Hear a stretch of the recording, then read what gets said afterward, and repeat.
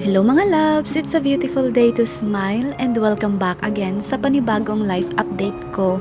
Yes, opo.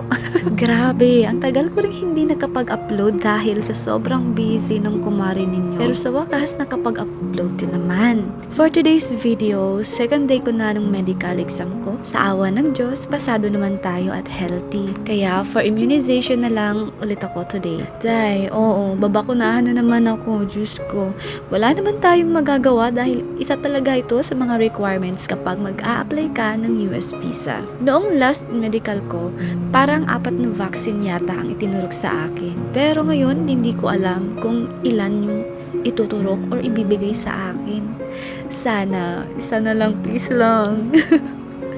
Ayan, so naghahandaan na ako ngayon. As you can see naman, hindi naman ako nagmamadali dahil mamaya pang 11:30 ang schedule ko, kaya marami pa akong time para magpaganda. Charis? Day! Kailangan nating magpaganda kahit hindi naman tayo kagandahan. Charis lang. Maganda ako, no? Anak ako ng Diyos at walang pangit na ginawa si Lord dito sa mundo. Tandaan mo yan. Alam ninyo, ang sarap pa rin magpuri kay Lord kahit ang dami mong pinagdadaanan sa buhay. Normal lang naman na magkaroon tayo ng problems. Ang kailangan lang naman talaga natin ay ang humingi kay Lord ng lakas, wisdom at guidance para harapin natin ang lahat ng mahamon sa buhay. Hindi naman nagbibigay si Lord ng pagsubok sa atin na hindi natin kaya. At hindi nagbibigay si Lord ng pagsubok sa atin dahil hindi Kanya mahal. Minsan, hinahayaan niya tayong dumaan sa mga pagsubok para mas maging strong, brave at matatag tayo. Lagi nating tatandaan na sa bawat problemang dumarating sa buhay natin, may victory na naghihintay sa atin. Ako, sa dami ng challenges na napagdaanan ko at pagdadaanan ko pa, I still choose to stay humble and trust the Lord. Kasi alam kong hindi niya ako iiwan at hindi niya ako iniwan kahit kailan.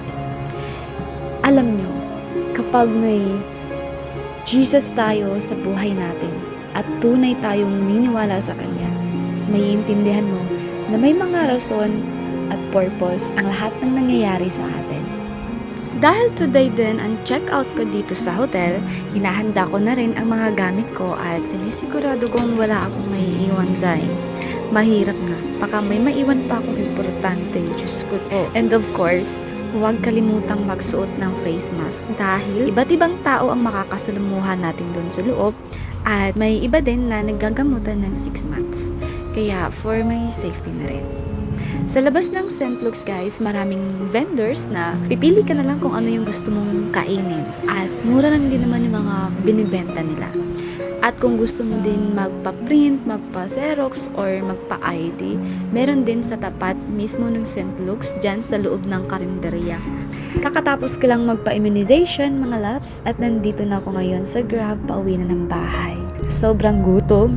Napabili ako ng banana Q at turon kasi nga sumasakit na yung ulo ko at bumili na din ako ng tubig para hindi ako ma-dehydrate. Malayo-layo rin kasi ang uuwian ko. Kaya abang nasa biyahe ay dapat may kinakain ko para hindi ako mahimatay-tay.